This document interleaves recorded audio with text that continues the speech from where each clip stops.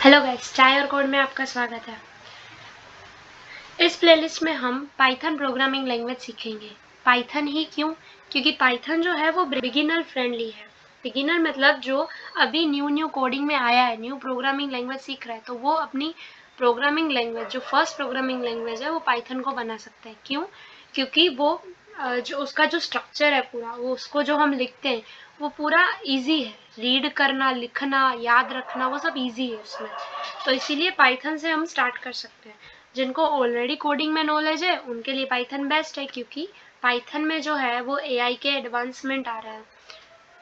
तो हमारा जो कोर्स है वो बाकी कोर्स पाइथन जो बाकी यूट्यूब चैनल्स या कहीं पे है उससे अलग कैसे है।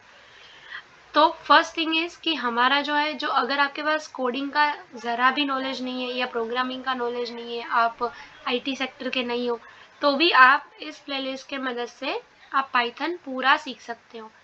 सेकेंड थिंग इज, अगर किसी के पास लैपटॉप नहीं है तो वो फ़ोन में भी पाइथन जो मैं यहाँ पे प्रोग्राम्स करवाऊँगी वो फ़ोन में भी हो सकते हैं। Third is simple way. हम जो है वो पूरा टेक्स्ट बेस्ड नहीं जाएंगे, हम प्रैक्टिस के थ्रू जाएंगे, हम प्रोग्रामिंग करते हुए जाएंगे, आगे बढ़ेंगे। सो सिंपल है। Fourth one is own. Own way का मतलब क्या हुआ कि हम ऐसा नहीं कहेंगे कि 90 डेज, 30 डेज या 100 डेज। ओके, किसी को 90 डेज लग सकते हैं पाइथन सीखने में, किसी को 30 डेज। कोई अगर बहुत डिटेल में जाना चाहता है तो उसको उससे ज़्यादा डेज भी लग सकते हैं। So let's start from road map, कि हम पूरी प्लेलिस्ट में जो हमारा रोड मैप होगा वो क्या होगा। सो पहले हम जाते हैं बिगिनर। ठीक है, अगर पाइथन को 3 फेज में डिवाइड करो तो पहले होगा बिगिनर, जो पाइथन का बेसिक पार्ट है। फिर उसके बाद हम जाएंगे इंटरमीडिएट में, जो सेकेंड फेज है। थर्ड में एडवांस है थोड़ा। ओके, सो बिगिनर में हम क्या करेंगे, व्हाट इज प्रोग्रामिंग, जो बेसिक क्वेश्चन है, जो अगर आईटी सेक्टर से नहीं है उनके लिए ये पूरा लेक्चर होगा। Second is install Python. Python को हम इंस्टॉल कैसे करेंगे, अगर आपके पास लैपटॉप नहीं है तो आप फ़ोन में कैसे यूज़ करेंगे।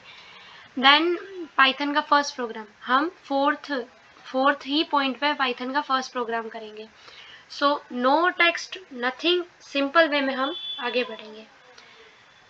Then is variables and data types, जो हर एक प्रोग्रामिंग में इंपॉर्टेंट होता है, ये पूरा उसका स्ट्रक्चर होता है। देन इनपुट एंड आउटपुट, कि पाइथन में हम इनपुट कैसे लिख सकते हैं यूज़र से और उसको दिखा कैसे सकते हैं, आउटपुट कैसे देंगे। Then is if else conditions, loops, वो सब आएगा आगे। फिर आते हैं सेकेंड फेज में इंटरमीडिएट, जो है फंक्शंस, लिस्ट, टपल्स, डिक्शनरी, ये सब भारी भारी वर्ड्स हैं, ये हम तब सीखेंगे। फिर है फाइल हैंडलिंग, अगर आपको कोई फाइल एक्सेस करनी है कंप्यूटर में से यूजिंग पाइथन स्क्रिप्ट तो आप कैसे करेंगे। फिर एरर हैंडलिंग।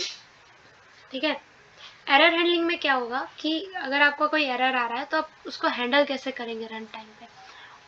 फिर है मॉड्यूल एंड लाइब्रेरीज, कि पाइथन की जो लाइब्रेरीज हैं, जो एक्सटर्नल लाइब्रेरीज हैं, उसको पाइथन में हमारी स्क्रिप्ट में कैसे इंटीग्रेट करते हैं, कैसे यूज़ करते हैं, तो वो हम इस फेज में सीखेंगे।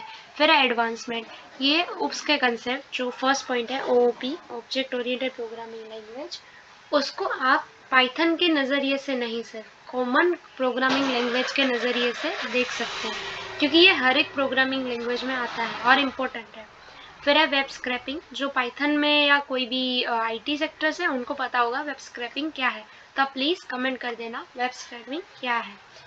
और जो बिगिनर है वो हम तब देखेंगे कि वेब स्क्रैपिंग कैसे की जाती है, और पाइथन जो है उसमें उसमें वेब स्क्रैपिंग बहुत अच्छे से होता है। फिर है ऑटोमेशन विद पाइथन, कि पाइथन के साथ हम ऑटोमेशन कैसे कर सकते हैं, जीयूआई। फिर बेसिक गेम्स बनाना, एक दो गेम्स भी हम बनाएंगे पाइथन थ्रू। फिर है API creating with flask. Flask जो है वो एक लाइट वेट मॉड्यूल है, ठीक है, और ये पाइगेम है जैसे मैंने लिखा हुआ है, ये टीके इंटर, ये सारे मॉड्यूल है पाइथन के। सो फ्लास्क जो है वो एपीआई क्रिएशन के लिए मेनली यूज़ होता है। एपीआई क्या है वो आप मुझे कमेंट में बता सकते हो।